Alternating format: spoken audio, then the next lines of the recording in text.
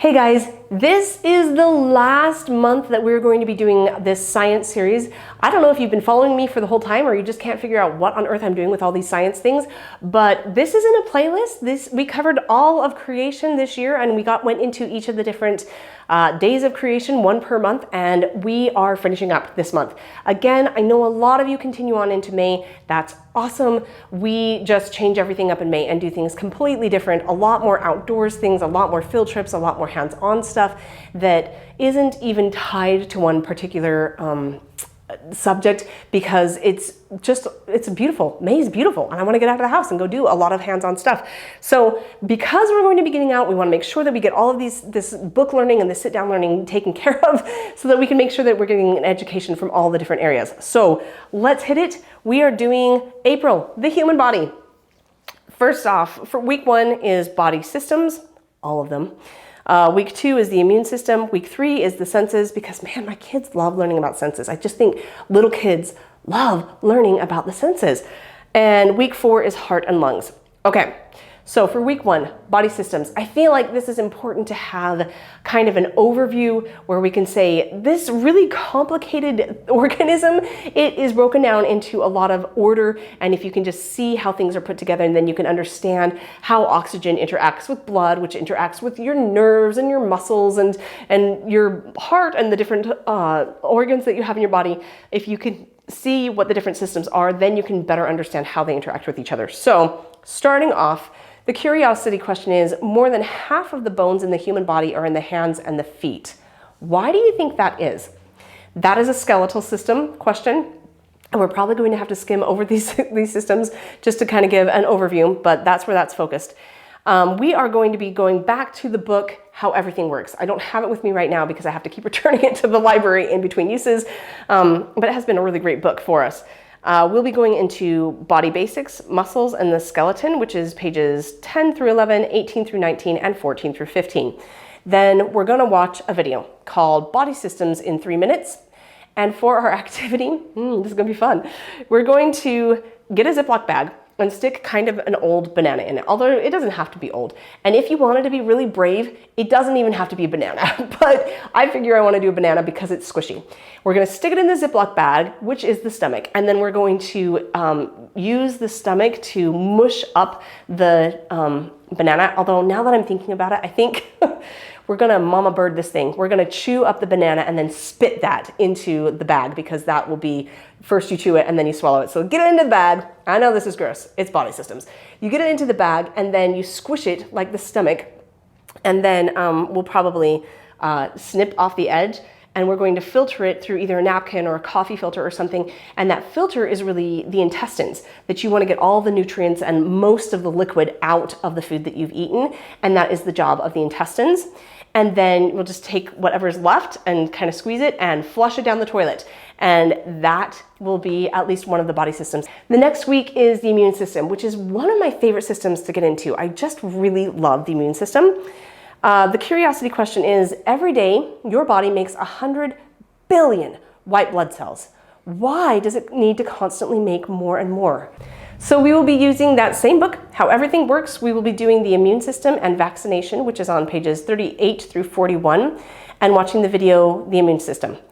Then we're going to do an activity. Then I just sort of made this up, so we'll see how this goes.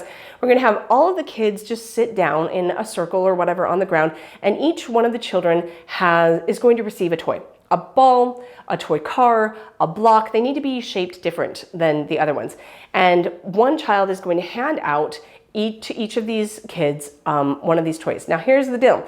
Each of these kids represents a germ. And the child handing out the different things represents the immune system, using antigens to be able to identify and say, you know, you are a germ and this is how I'm going to kill you, with this toy car. And only this toy car can kill this particular germ. So you give him the toy car, germ dies, good job.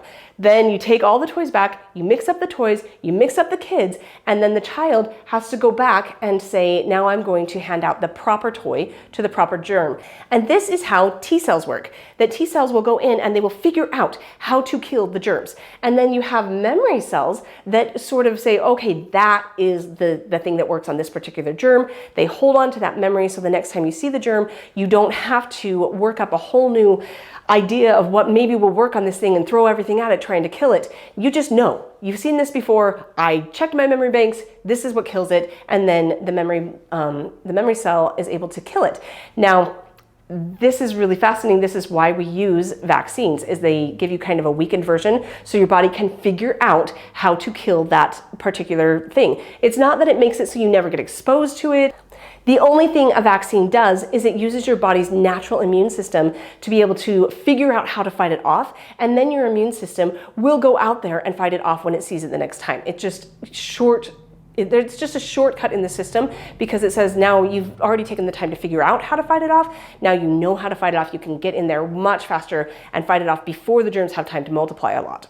And I'm sure everybody will want to have a turn, taking turns handing out the different blocks and stuff. And for the older kids, I'm probably going to blindfold them so that they have to do it by feel so that it's a little bit more of a challenge for them. Week 3, we're getting into the senses.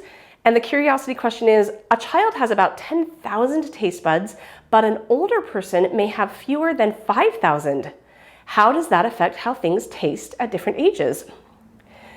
Back to our original book, How Everything Works. We'll be doing senses, pages 22 to 23. We will watch the video eyes and another video called ears and another video called taste.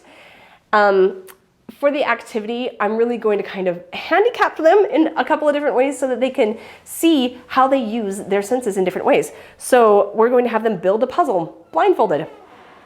Set a table with your hands tied behind your back. Taste things with your eyes closed and your nose plugged. And then just kind of say, how do your senses affect the way that you live? How do they take part in your everyday life?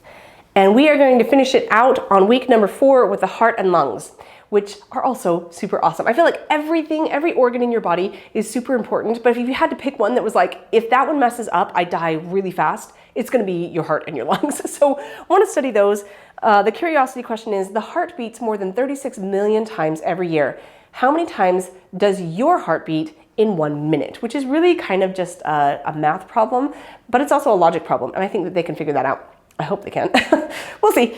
The book, Back to How Everything Works, we're going to do heart and lungs, pages 26 through 27.